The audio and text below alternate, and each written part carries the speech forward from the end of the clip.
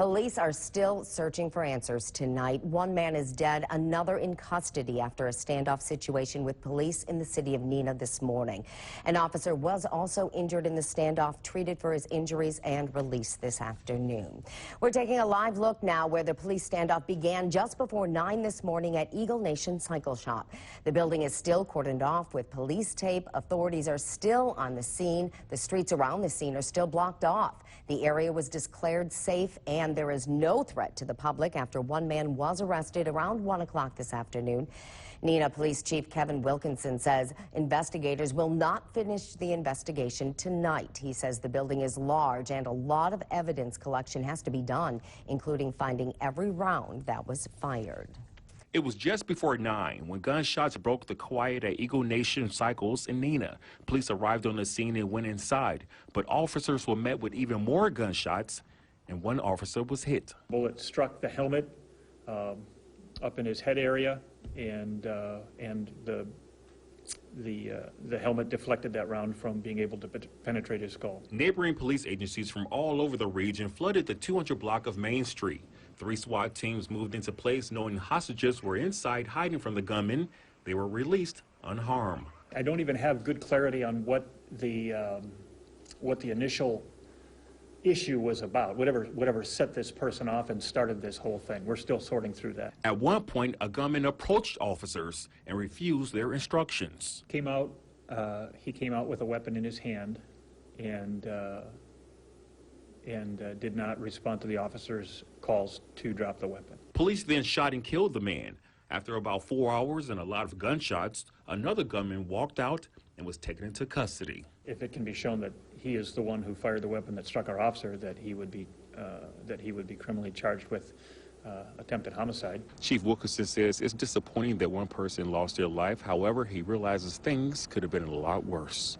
Brian Flatoff faces 11 new charges tonight, including felony murder. The Eagle Nation Cycle Shop co-owner Michael Funk was killed during the standoff. Now, it's still unclear who shot Funk, but tonight, through court records, we know that Flatoff wanted more people dead.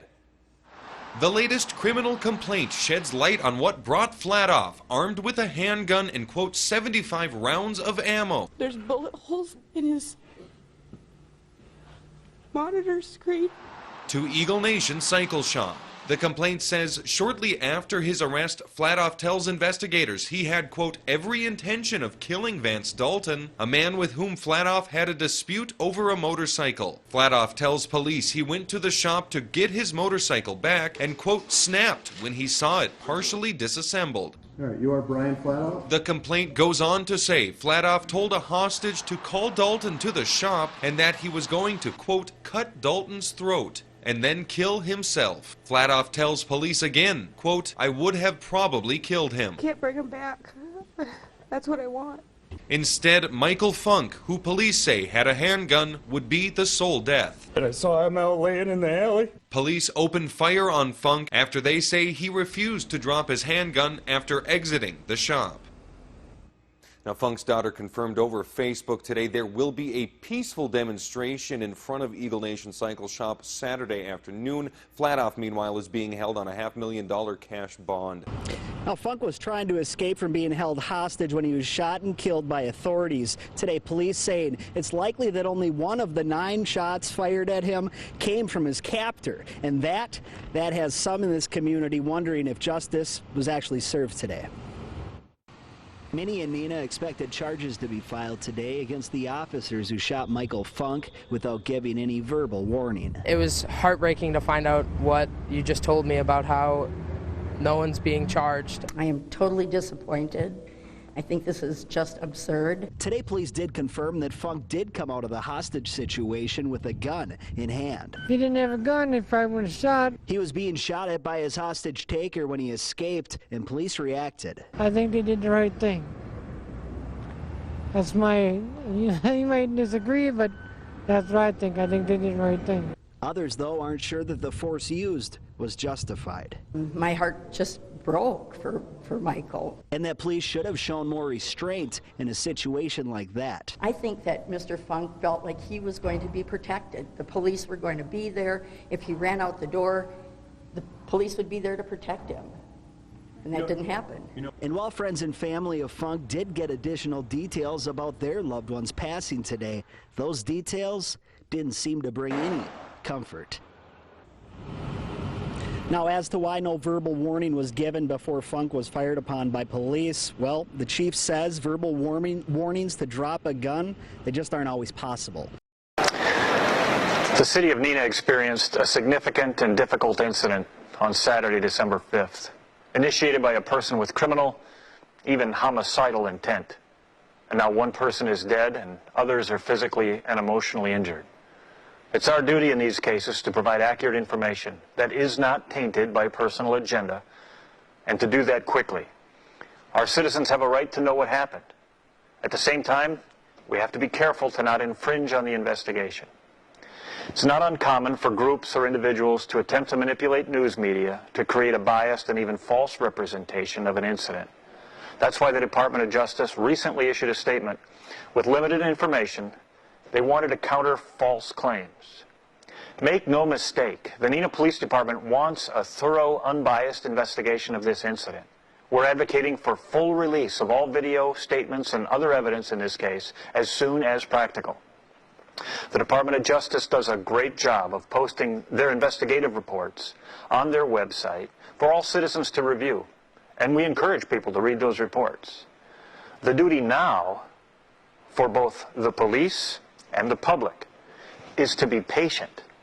A proper investigation takes time, and while we wait for truth, we must not be swayed by those who fraudulently claim to have it.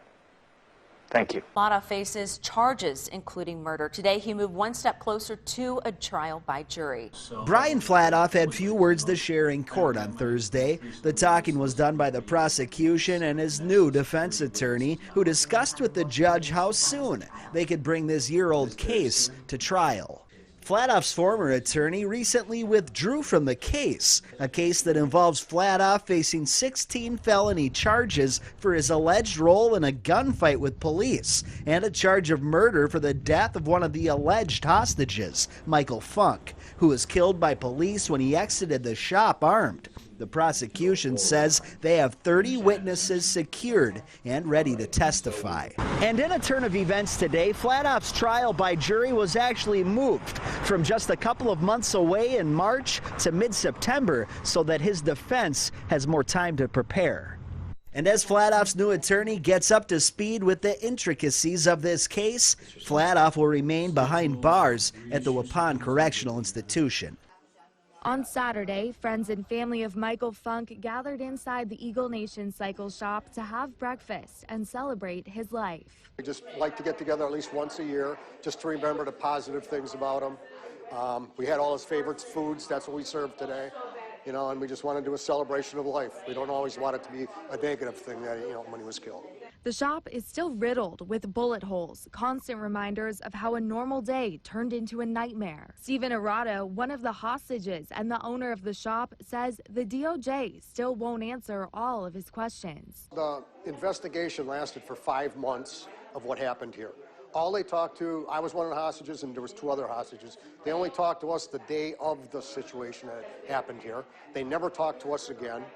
And the DOJ investigation was full of inaccuracies that we wanted to ask questions about, and they refused to answer any questions. The 2 Neenah police officers who shot at Michael Funk were cleared of all charges by the Department of Justice, the agency which handled the investigation. Kay Reitz, one of Funk's friends, says she asked Wisconsin Attorney General Brad Schimmel why Funk's body was left near the alley for 45 minutes after Neenah police shot him. The answer I received was because the shooter was still in the building and they feared that the police officers would be in the line of fire.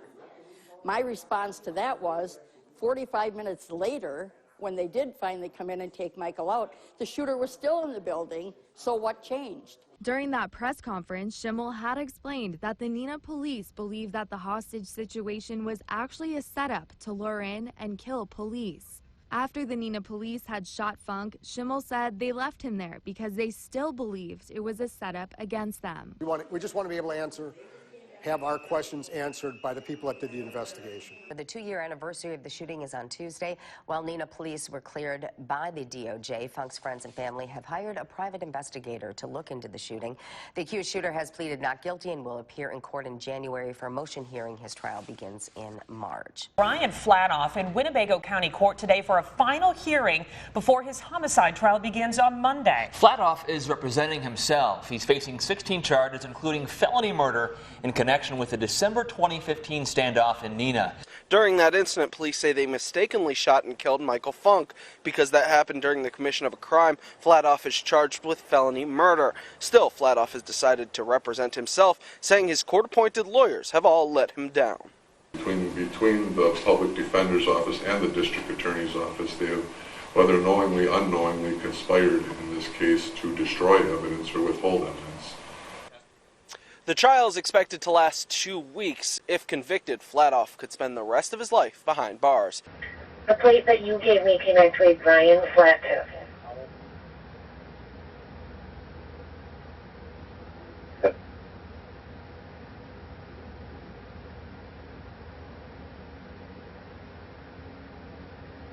Now, 131, we've just been advised he is in the back of the building again. He's by the workbench in the back of the building. Echo.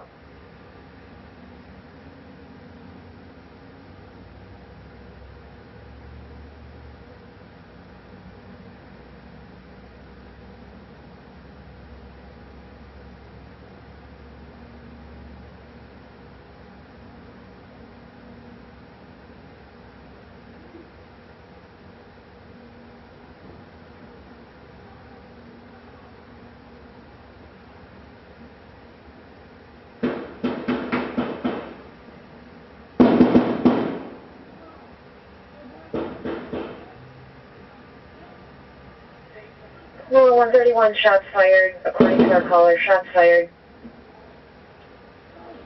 Send Gold Cross to south of Gorge. Send Gold Cross in. Shots fired. Copy. Move into the front. Move into the front.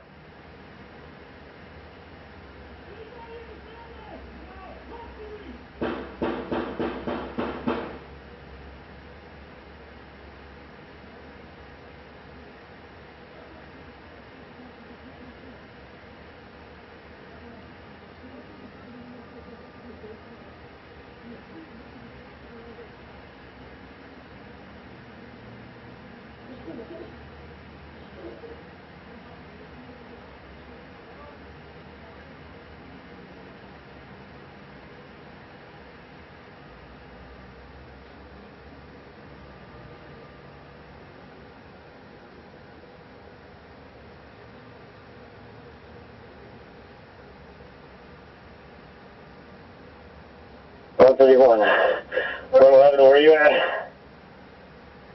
I'm over by 121.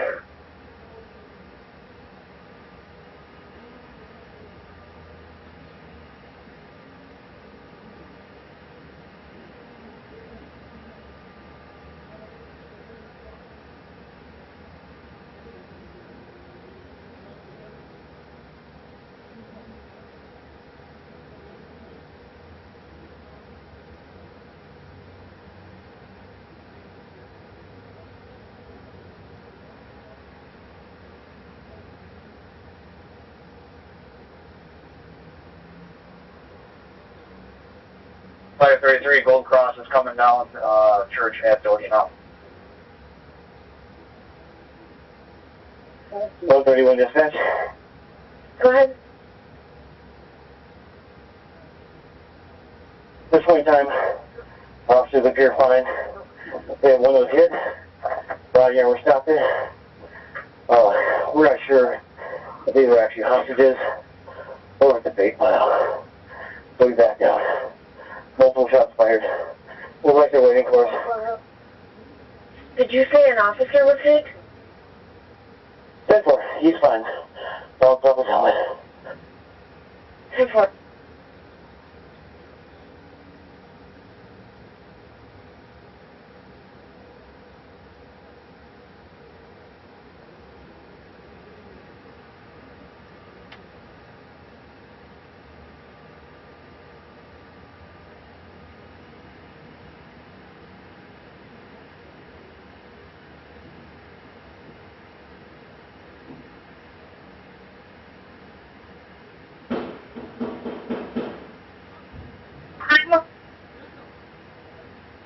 109. Shots fired, he's open. 4 shots fired. In the alley. One down. Shots fired in the alley, 1 down. Do you have him under observation? Because we are west of your location.